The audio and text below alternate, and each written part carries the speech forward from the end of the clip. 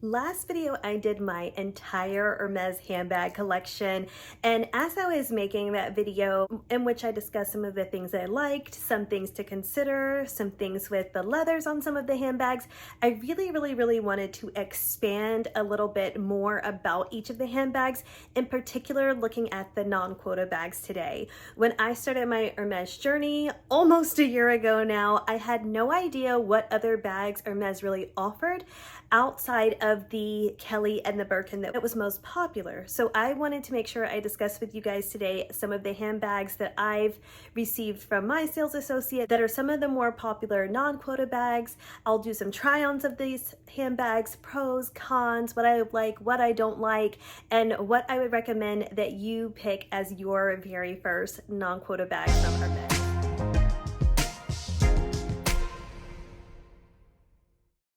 By the way, welcome back to my channel, The You in Fashion. My name's Megan. On my channel, we discuss fashion, luxury, handbags, and lifestyle. My goal with this channel is to help you find the you in fashion and how it can best work for you and your lifestyle. If you're interested in any of those things, please like and subscribe, and don't forget to hit that notifications bell down below so you don't miss any of my content. Starting with my Hermes Evelyne TPM, which was the very first one I ever purchased from my local boutique. It is in the Clemence leather, and that is a pro. So the Clemence is supposed to be one of the sturdier leathers from the brand, but what I love about this Evelyne TPM is that it is so light and it's perfect as a travel bag. So jumping right into the pros here, it is super light, it is perfect for travel, and it is a great crossbody bag because of those things. It's really easy to pack into your suitcase, put it in your dust bag, and it doesn't take up a lot of space. And those are some of the huge pros for me. Is it's small, but it fits your phone and your wallet.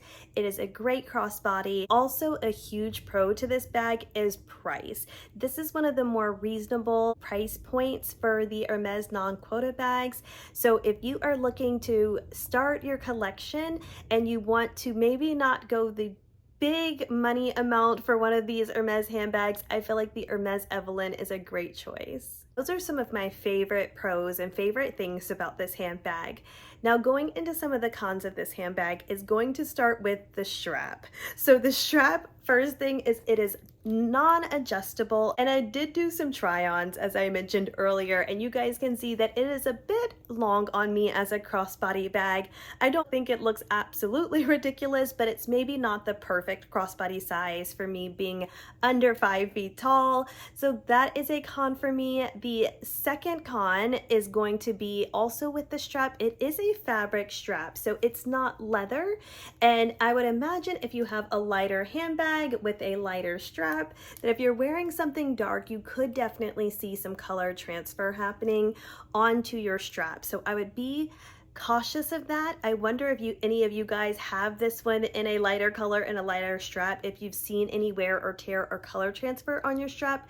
I think that would be really helpful to know. So comment down below if you guys have had any of those problems with your Evelynes and their strap. One thing I also noticed is if you can see right back here, anything that's in the handbag is gonna poke through. That's just my dust bag right there, and you can definitely see the indentation to the back of the bag. So I wouldn't recommend overstuffing this bag either, because you're going to see anything that you put into this bag. One thing to also consider is the interior is suede. So I know a lot of people do bag inserts, which is very smart, but unfortunately that is a con for me because it is very easy to get dirty and not so easy to clean. Some of the things that I feel like make it a more practical bag for you to be able to wear it every day would be a more adjustable strap. It would be leather interior, and maybe even considering a leather strap for this handbag. But on the flip side of that, I feel like it really holds nature to what the bag was meant to be used for, and it's meant to be a more casual bag.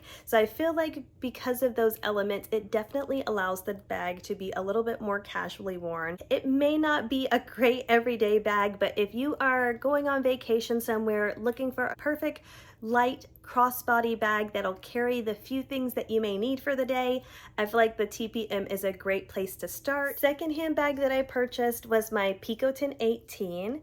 Pros on this handbag is I feel like actually this one is a great everyday bag. I feel like the things that they put onto this bag makes it a great get up and go if you're going to work, if you're going to the mall, if you're going to the store. I love this bag for that reason. As far as pricing, this one is a little bit more expensive than the Evelyne TPM, but I feel like still fairly reasonable when it's coming to the Hermes brand. This one also is the only one of the non-quota bags that I have from the brand that have the feet on it, which I feel like is super helpful when it comes to being able to sit this bag down and not worry about the bottom being ruined. So I love that they have feet on the bottom of this bag. This bag is also the Clemence leather, so is very durable too. So I feel like the great things about the Picotin 18 are that they made it in a really durable leather. They made it with feet on the bottom, which to me makes me more comfortable with carrying it more often. So that is what I really love about this bag, is when I'm ever wondering which bag I want to just get up and go and take and not have to worry about for the day, this one is going to be that bag. For me, the biggest pro of this handbag is just its practicality. Now, cons on this handbag, as we discussed in the last video, one of the biggest ones is it does not really tie or close shut. This area here with the lock is really what controls the opening and closing of the bag, which is a really cool mechanism, but it doesn't actually zip close or button close in any particular way. So if you are traveling and you're worried about the safety of your items, this may not be the best bag to carry for that reason. The other big con of this handbag is that there is no crossbody strap. You guys know me, I love a good crossbody and I love a bag that has multiple different functions. This one, I would love a crossbody strap. I feel like it would make it even more functional, even more of an everyday bag, but it is super comfortable. The top handles are super comfortable. They fit in your hand great, they fit on your arm great, and I did do a try on of this handbag as well, where I showed you guys some of those different ways of carrying it. I feel like the 18 is a great size. It is not too big, it's also not too small like the micro. You can actually get several things into this handbag. Really the only cons, I feel like, which are not many, is I wish it had maybe a crossbody strap ability. It's also difficult because you can't really close it, but for the most part, that doesn't bother me very much. I just know not to take this in a very large or overcrowded area. Last but not least, my Kelly Danse. So with this one, some of the pros are that you get some of the classic Kelly features. So when you're getting into that Kelly category, so the Kelly pochette or the Kelly Danse in this case, you do start to get some of those classic Kelly features like the Kelly lock. And this one in particular is also very multifunctional. I did some try-ons, not only in the unboxing, but again today for you guys, just to show you how you could move this handbag truly from crossbody to backpack to the belt bag that it was meant to be worn as. And I love that it is very multifunctional and it looks great any of those ways.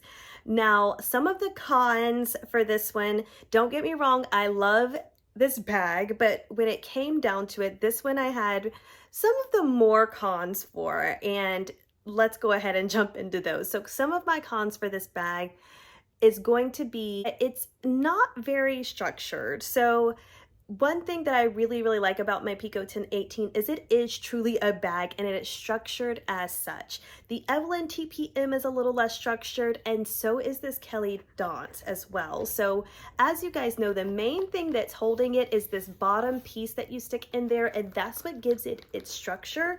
But for the most part, it's still very flexible. It doesn't really hold itself up that straight. And because of that, you can just notice that it doesn't really have much structure to the bag itself. So I would say that's a little bit of a con for me. I wish it had a little bit more structure to the Kelly Danse. The second one is going to be price. This one is the most expensive non-quota bag I've purchased from the brand, and I'm not saying that's a bad thing, but I do feel like we were getting a little bit on the pricey side for this handbag when it came to a non-quota bag, if I'm being honest. Regarding the price of this handbag, although it is one of the more expensive non-quota bags from the brand, it does, because of that, also have a very good resale value. So if you are someone who likes to buy your bags and then resell them them, you would have a pretty good resale bag on your hand. So depending on which way you're looking at it, I like to buy them and keep them. But if you're like, I'm willing to spend a little bit more on a non-quota bag, if I'm able to resell it for a good bit more, then the Kelly Danse would be the best one in that scenario. Also with this one, I would have loved a top handle option. That's one thing that I wish they maybe merged this and the Kelly pochette together so you had that little top handle with it as well.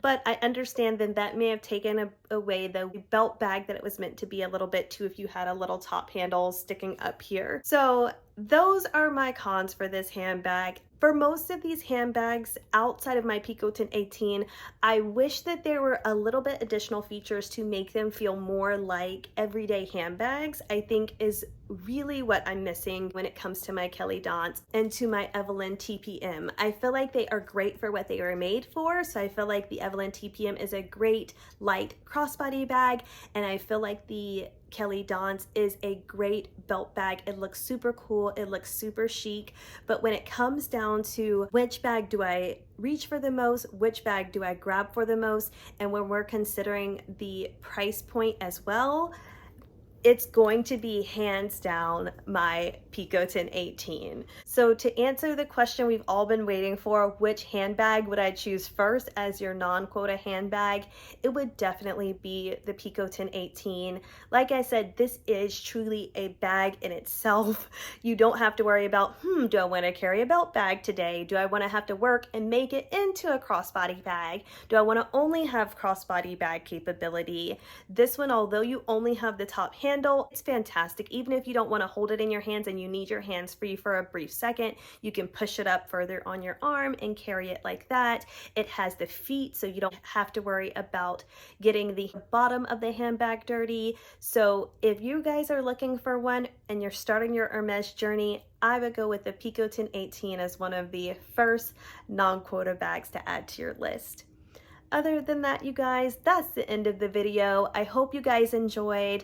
As I said, I wanted to make sure that I included a little bit more information about each of the handbags, some of the pros, some of the cons, as well as some try-ons of the non-quota bags so you could really get a good idea of what would work best for you and your lifestyle. I'll see you guys in the next one. Bye.